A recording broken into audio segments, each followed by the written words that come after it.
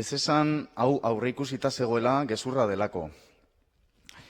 2019tik bi azterlan informatibo daude maigainean, aprobatuta behin-behinean, Gasteizkoa zein Bilboko geltokiak egiteko, eta bertan soluzioak lurrazalean lurperatuta doaz. Beraz, hori da gaur gaurkoz aprobatuta dagoena. Zertara dator orain esatea lurperatu gabeko lurrazaleko soluzio batzuk egin daitezkela. Jakina da, behin-behineko soluzioak asko luzatzen direla, eta Gasteizen eta Bilbon geltokiei dagokienez esperientzia daukagu. Bilboko autobus geltokia adibidez, 20 urte egonda behin-behinean, Gasteizko autobus geltokia 21 urte egonda behin-behinean, eta zenbat urte iraungo du proposatzen dezun soluzio behin-behineko horrek. Zenbat urte iraungo luke behin-behinean lurrazalean. 30 urte, 50 urte, iruditzen zaigu desproposito bat.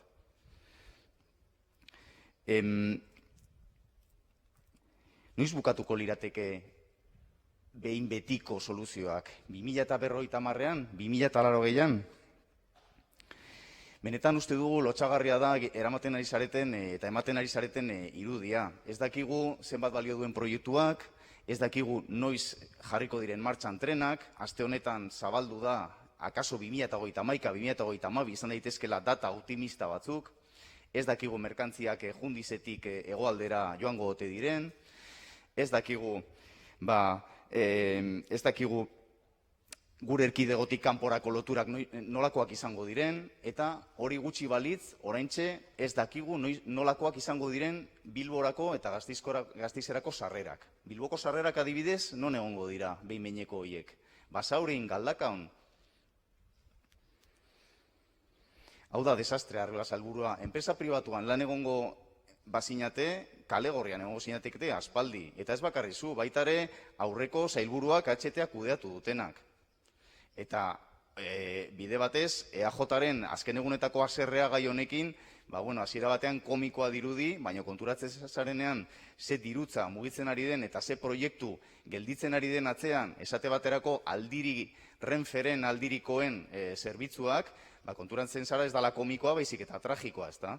Eta orain badirudi, bapatean, erru guztia, kudeaketaren desastrearen erru guztia, Madrilena dela, Madrilgo gobernuarena. Akaso Madrilgo gobernuaren errua ere izango da Bizkaiko Foru Aldundiak ez duela parte hartu nahi Bilboko soluzioan. Madrilen errua izango da hori ere bai. Eta nik uste, Eusko Jaurlaritzak berak kudeatzen duzuen, eta zuk Arriola sailburua kudeatzen duzun, Gipuzkoako adarrean ere kudeaketa arazo handiak egon direla. Eta azter dezagun adibidez, oraintxe bertan eraikitzen ari zareten Hernani Astigarraga tartea.